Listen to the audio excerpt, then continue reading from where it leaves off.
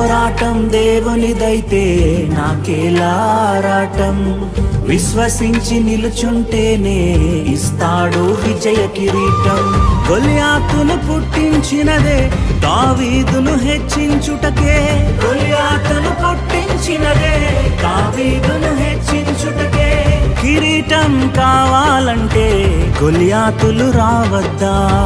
కిరీటం కావాలంటే గొలియాతులు రావద్దా?